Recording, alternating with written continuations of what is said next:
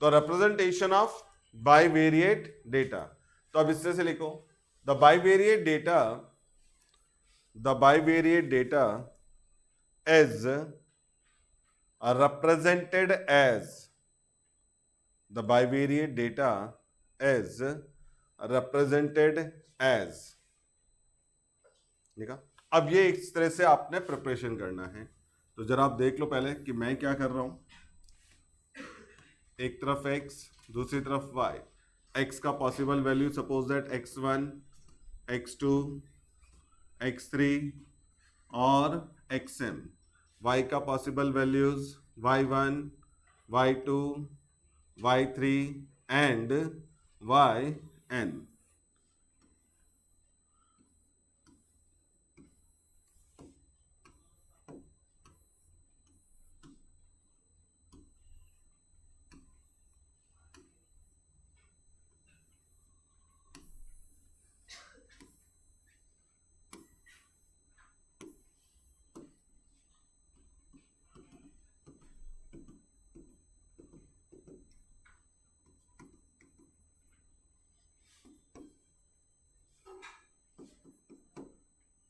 तो इस तरह से आपने नोटेशन रखना है।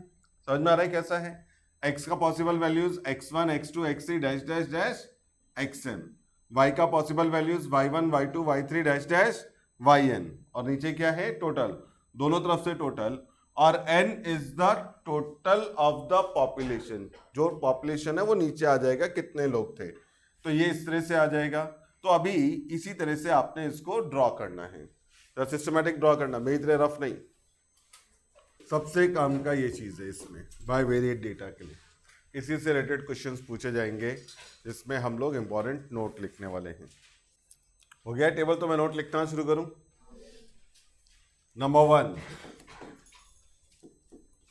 Total number of cells in bivariate data as m into n। कितनी रो थी इसमें?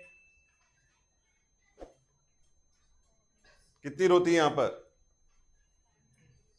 और कितने कॉलम हैं? m, यानी कि दोनों का मल्टीप्लाई कर दो तो वो आ जाएगा नंबर ऑफ सेल। अगर कोई आपको बोले कि किसी बाइवेरिएट डिस्ट्रीब्यूशन में 4 रो हैं, 3 कॉलम हैं, देन नंबर ऑफ सेल्स 4 3 जा 12। इंपॉर्टेंट सम है। इस तरह के 3-4 पॉइंट लिखवा रहा हूं, सब इंपॉर्टेंट है। तो समझ में आया क्या? पहला तो total number of cells in bivariate data is m into n। हो गया सबके पास लिख के? Point number 2, the number of maximum conditional distribution is m plus n। ध्यान से लिखना, m plus n। तो मैक्सिमम कितनी कंडीशनल डिस्ट्रीब्यूशन जनरेट हो सकती हैं? तो it is m plus n।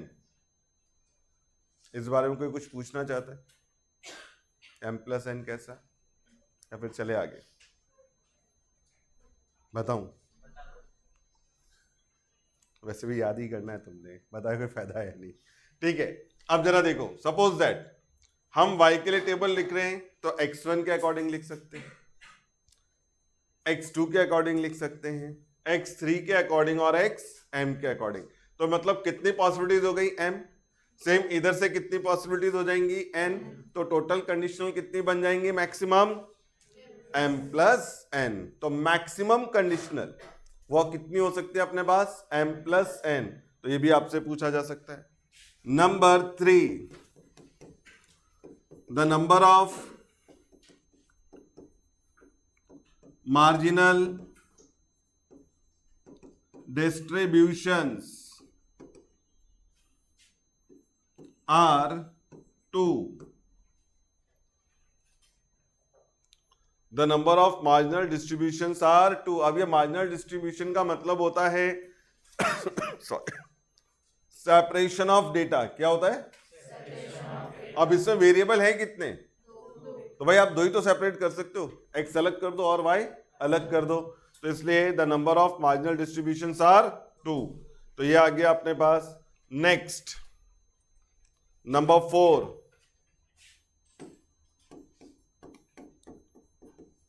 Any cell frequency is either 0 or any positive integers। तो कोई भी सेल फ्रीक्वेंसी जो है वो या तो क्या हो सकती है, या फिर कोई भी पॉजिटिव इंटीजर। देखो अब मैं एक यहां पर वापस आ रहा हूं, इस टेबल को जरा समझने की कोशिश करना। मान लो x अकाउंट्स का मार्क्स बता रहा है, y इकोनॉमिक्स का मार्क्स बता रहा है, और मैंने यहां पे लिखा है 2। सपोज दैट हमारे पास कितना है 2। तो मतलब ऐसे स्टूडेंट जिनका x1 y1 मार्क है वो ऐसे कितने स्टूडेंट हैं 2। x2 y1 मान लो मैंने कितने लिखे हैं 5, x3 y1 मैंने क्या लिख दिया, एक भी स्टूडेंट ऐसा नहीं है, और मैंने ऐसा लिखा -10। ऐसा हो सकता है क्या? पक्का? क्यों? स्टूडेंट्स है ना, माइनस में कहां से लाओगे? या फिर मैं ऐसा लिख दूं x1 और y3 स्कोर करने वाले 2.7 स्टूडेंट हैं, ये भी नहीं होंगे। तो अभी समझ में आ गया मैं क्या कह रहा हूं। तो मैंने इसीलिए उधर क्या पॉइंट लिखवाया आपको कि जो हमारे पास सेल का फ्रीक्वेंसी है वो 0 हो सकता है या फिर कोई भी पॉजिटिव इंटीजर होगा। याद रहेगा। तो ये 4 पॉइंट हैं जो आपने हमेशा याद रखते हैं, इसी से रिलेटेड कुछ ना कुछ वो पूछेंगे। बहुत ज़्यादा इसमें कोई स्कोप है नहीं, सम आपको देंगे नहीं करने को। आई बात समझ में? क्योंकि पेपर ऑब्जेक्टिव है, तो हमसे ये नहीं कहेगा कोई ड्रॉ द बाइवेरिएट टेबल। याद करो 11th स्टैंडर्ड कोरिलेशन ऐसा आपका डेटा दे दिया जाता था, या फिर 10th में भी हमने किया है कुछ भी, और अब आपसे कहेंगे कि आप उसको क्या करो, टेबल में कन्वर्ट करो। तो हम लोग इस तरह से, याद आ रहा है कुछ? चलो ये अच्छी बात है, याद आ रहा है कुछ। y1 y2 y3 tally sign mark करते थे ना, एंड सो ऑन, और ये 5, और बाद में इधर टोटल लिखा, इधर टोटल लिखा, और यहाँ पे हम लोग टोटल कर रहे। लेकिन ये कोई आपसे पूछने वाला ही नहीं, ये स्कोप ही नहीं है ऑब्जेक्टिव का। समझा गया? तो ऑब्जेक्टिव का स्कोप वही है, what are the maximum number of conditional distributions. तो it is m plus what are the maximum number of marginal distribution to any cell frequency is 0 और any। बात समझ में आए क्या? तो ये तो हमारे पास एक आ गया। अब इसके बाद जो दूसरा टॉपिक इसमें आएगा, इट इज कोरिलेशन। अब बाइवेरिएट डेटा के बाद कोरिलेशन। वाला हेडिंग। तो टॉपिक क्या है? कोरिलेशन। पहले मैं एक्सप्लेन कर देता हूं।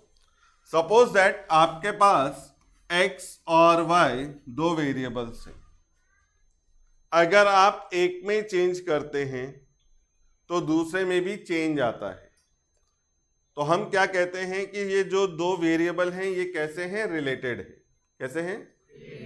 और ये जो टर्म रिलेशन है इसी को मैथमेटिक्स में कोरिलेशन बोलते हैं। क्या बोलते हैं? कोरिलेशन। तो समझा कोरिलेशन क्या? तो बताओ जरा क्या है correlation. If we have two variables are such that if we make a change in one then there is change in another या other, then we say two variables are related and the term relation in mathematics is called. तो ये जो relation word है जो journal हम लोग use करते हैं उसे मैथमेटिक्स में क्या बोल रहे हैं? कोरिलेशन। तो बात समझ में आ रहा है? अभी हम लोग उसको नोट करेंगे। अब जरा यहां पर ध्यान देना, मैंने कुछ एग्जाम्पल लिखे।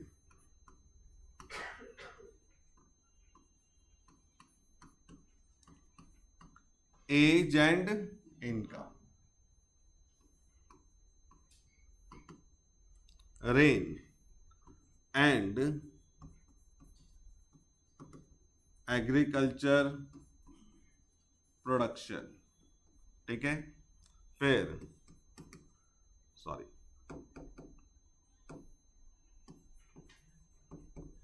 एक्सपेंस एंड सेविंग, ठीक है।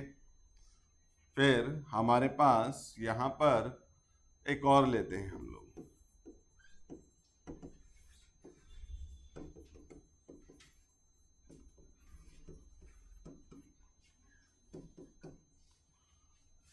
As and income.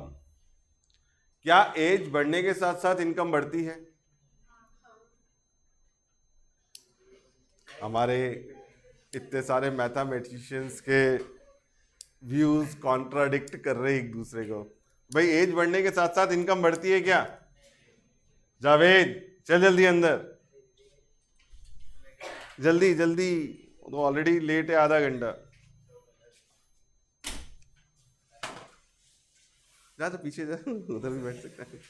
हाँ, तो मैं कह रहा था एज और इनकम, तो एज बढ़ने के साथ साथ इनकम बढ़ती है या फिर कम होती है? बेटा एक बात याद रखो, हम जो बात कर रहे हैं, हाँ वो देखो कितनी खुशी है सर को, घर बैठ जाना। तो जब हम बात कर रहे होते हैं तो नॉर्मल कोर्स ऑफ एक्शन की बात कर रहे होते हैं। तो जैसे जैसे एज बढ़ता है, एक्सपीरियंस बढ़ता है, तो वो ज्यादा सैलरी का डिमांड करता है। मैंने किसी को भी गलतियां सही नहीं कहा, मैंने कहा गया कि किसी ने गलतियां सही, मैं कुछ नहीं कह रहा हूं। एक ये बात समझा। हाँ, ये अब जरूर है कि अगर मान लो आज मेरा एज 50 हो गया है, अब 60 के बाद मैं कहूं कि अब 60 के बाद मेरी इनकम बढ़नी चाहिए, तभी सब लोग बोलेंगे सर अब एक पैर तो कब्र में है, दूसरा किधर है, जाओ आराम करो। बात समझ में आ रहा है क्या? वो एक एक्सेप्शनल है, हम एक्सेप्शनल की बात नहीं कर रहे, normal course of action. Rain and agriculture production, अगर बारिश अच्छा होगा तो एग्रीकल्चर प्रोडक्शन। मैंने फिर क्या बोला? Normal course of action. अब बहुत ज्यादा करा दोगे कि खुद भी उसमें बहने लगोगे तो फसल का क्या होगा, तो वो नहीं, हम नॉर्मल की बात कर रहे हैं, जो हमारी बात हो रही है वो नॉर्मल। एक्सपेंस एंड सेविंग, अगर हमारे पास एक्सपेंस ज्यादा है तो सेविंग कम, और एक्सपेंस कम है तो सेविंग ज्यादा। शू साइज एंड इंटेलिजेंस, पक्का ना? ये बुक का क्वेश्चन है सीए फाउंडेशन का, अभी आएगा वहां पर। तो डेफिनेटली देयर इज नो। अगर मैं यहां पर मान लो अभी 30 स्टूडेंट्स बैठे और मैं कहूं सबसे ज्यादा इंटेलिजेंट कौन है, हम ये चेक करना चाहते हैं, तो सबके शू के साइज ले, ऐसा तो नहीं होगा ना भाई। एक पेपर ले लो और करेक्शन करके चेक कर लो कि किसको ज्यादा स्कोर मिला, वो ज्यादा इंटेलिजेंट है। तो कहने का मतलब क्या हुआ, अब जरा ध्यान देना। Age and income, here we have positive correlation. Rain and agriculture production, sorry, positive, ठीक है। एक्सपेंस एंड सेविंग नेगेटिव, एक बढ़ा तो दूसरा कम हो गया, और यहां पे क्या? तो इसका मतलब है we have 3 types of correlation. कितनी तरह का है? 3 टाइप्स ऑफ, पॉजिटिव, नेगेटिव और जीरो। तो बात समझ में आ रहा है क्या? तो अभी सबसे पहले तो हम क्या लिख रहे हैं? कोरिलेशन। तो हेडिंग डाला हुआ है सबने, लिखो जरा इसमें। If we have if we have two variables, if we have two variables are such that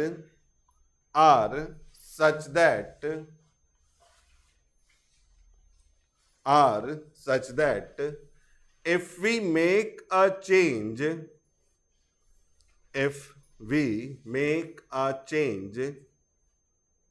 in one variable, if we make a change in one variable, then there is change, then there is change in other variable, then there is change in other variable, then we say, then we say, then we say two variables are, then we say two variables are related, then we say two variables are related, and the term relation, and the term relation in mathematics, in mathematics is called correlation, is called correlation. लिखा? अब next line में जाके लिखो, we have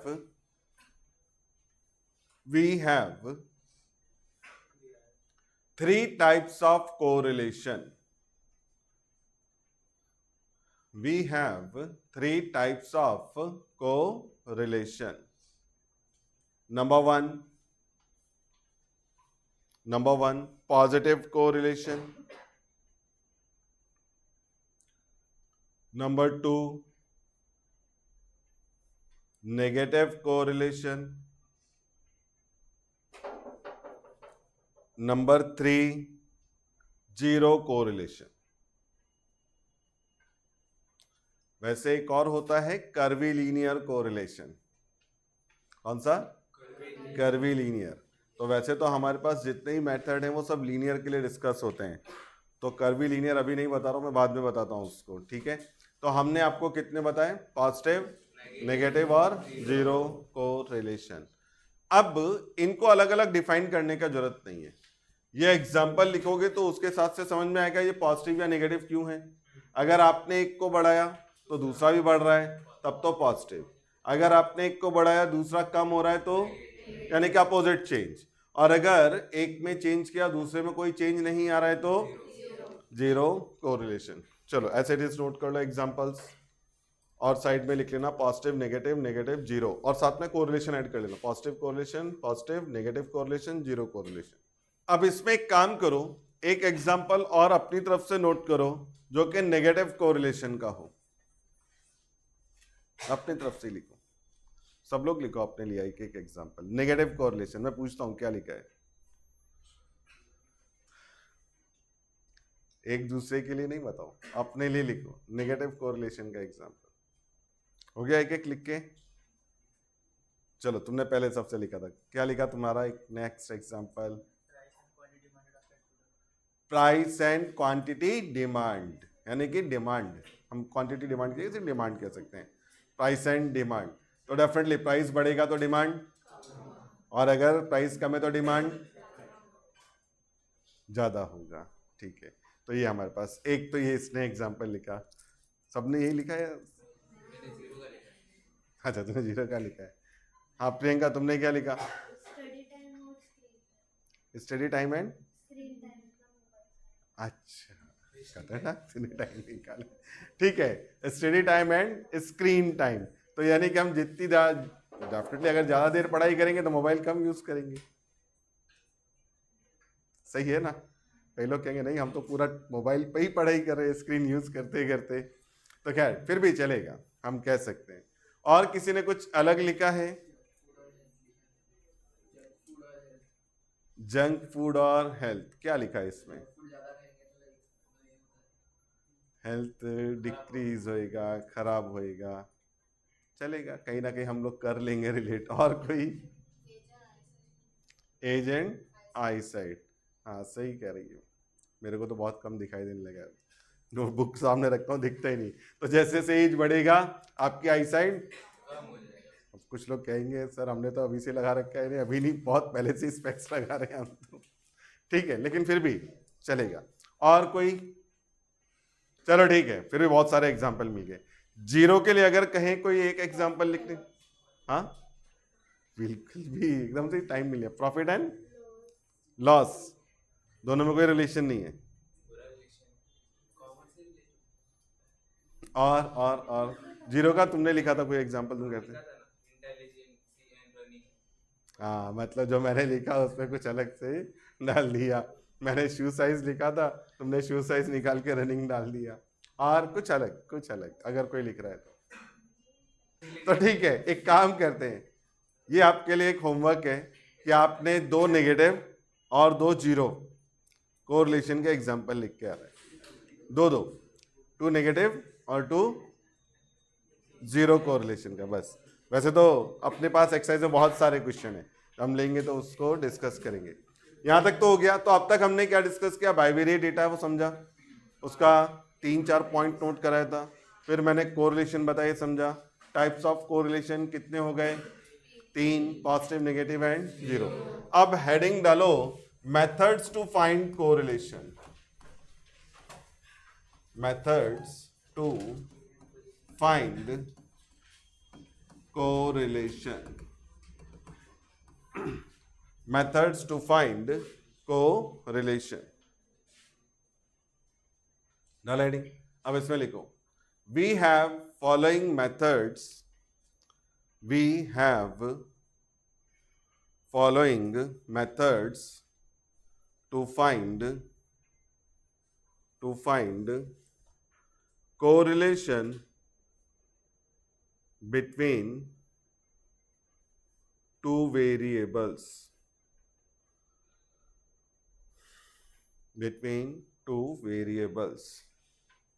Number one, scatter diagram method. Number two, Carl Pearson's coefficient of correlation method. Number three, Spearman's rank correlation method. Number four,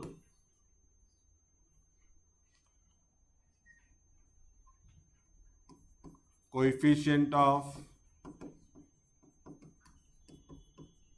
concurrent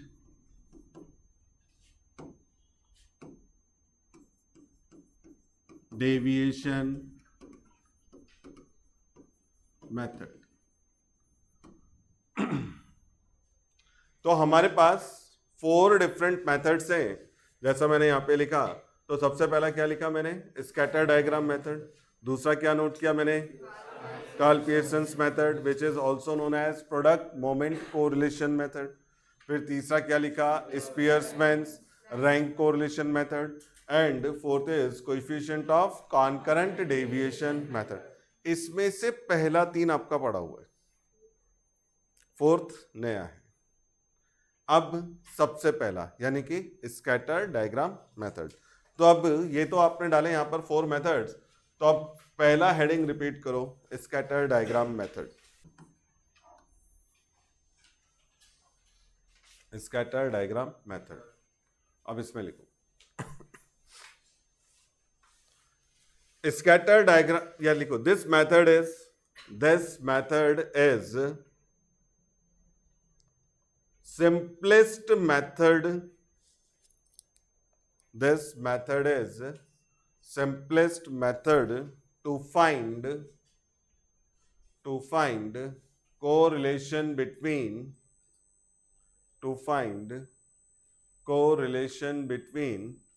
two variables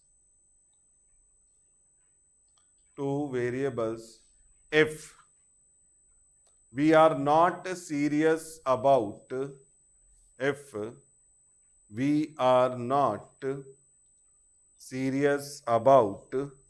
magnitude of correlation. तो ये हम कब use करेंगे? जब हम सीरियस नहीं है किसके लिए? मैग्नीट्यूड के, सिर्फ मुझे टाइप से मतलब है, पॉजिटिव है, नेगेटिव है या जीरो है। मैं ये नहीं देखना चाहता हाईली पॉजिटिव है या फिर लो पॉजिटिव है, हाईली नेगेटिव है, लो नेगेटिव है एंड सो ऑन। सिर्फ मुझे क्या चाहिए, टाइप चाहिए, तो मैं इसे यूज करता हूं। ये तो लिखा आपने। अब नेक्स्ट लाइन में जाके लिखो, in this method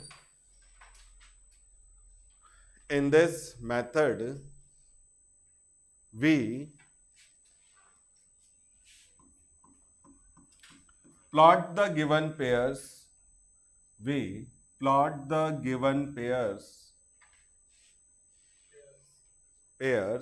on the graph paper and check the pattern of points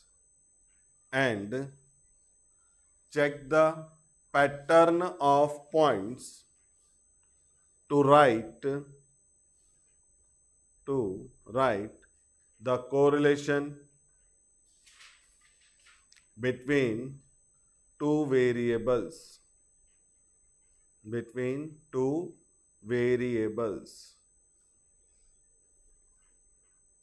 लिखा।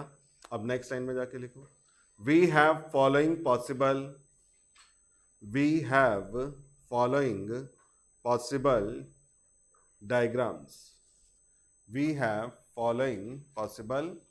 diagrams।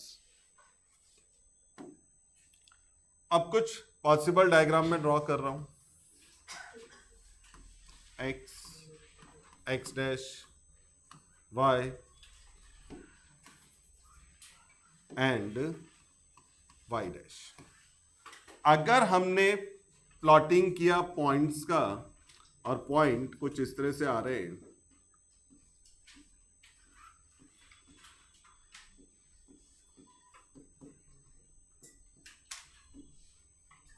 अब आपको इसमें एक खास पैटर्न दिख रहा होगा, left is downward, right is, ऐसे दिख रहा है ना? क्या पता चला मैं ही सिर्फ अपने आप को बता रहा है, ऐसे ही बनाया तूने? नहीं दिख तो रहा है, लेफ्ट डाउनवर्ड है और राइट अपवर्ड है। अगर ऐसा डायग्राम मिला तो हम बोलते हैं here we have positive correlation, और कोरिलेशन को R से बताते हैं, यानी कि R इज ग्रेटर देन 0, पहला diagram.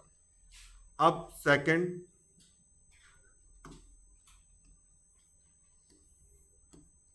x dash y dash. हमने प्लॉटिंग किया, सारे के सारे पॉइंट एक ही लाइन में आ गए, लेकिन left is downward, right is upward. तो अब हम कहते हैं यहां पर perfectly positive correlation, R equal to +1, और R का वैल्यू क्या लिखते हैं, +1। अब नेक्स्ट डायग्राम,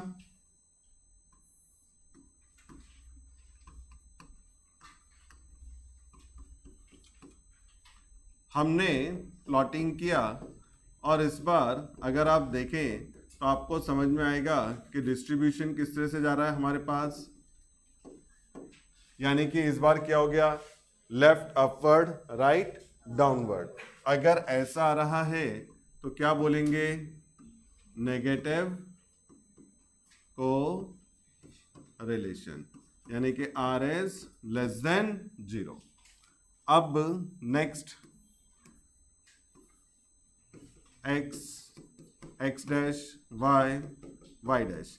हमने प्लॉटिंग किया, सारे के सारे पॉइंट एक लाइन में आ गए, लेकिन left is upward, right is downward. तभी हम क्या बोलेंगे, परफेक्टली नेगेटिव कोरिलेशन।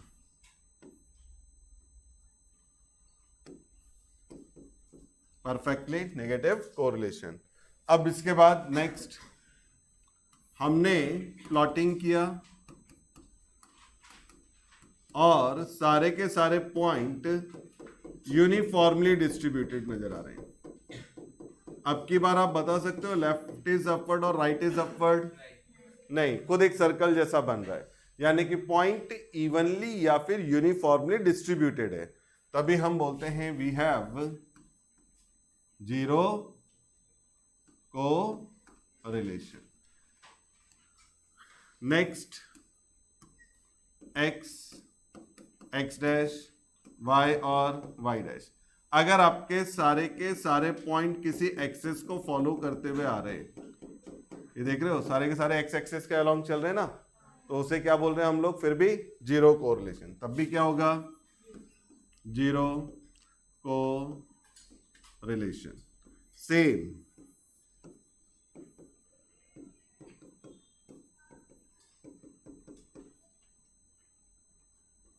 ये सारे के सारे पॉइंट क्या हो सकते हैं, वाई एक्सिस के साथ भी चल सकते हैं, तो भी क्या हो जाएगा अपने पास, जीरो को रिलेशन। एक और डायग्राम है, मैं वो यहां पर जरा प्लॉट करता हूं, आप लोग ध्यान देना। एक्स, एक्स डैश, वाई और वाई डैश। आपने प्लॉटिंग किया और प्लॉट इस तरह से जा रहा है जिसमें एक कर्व ड्रॉ हो रहा है।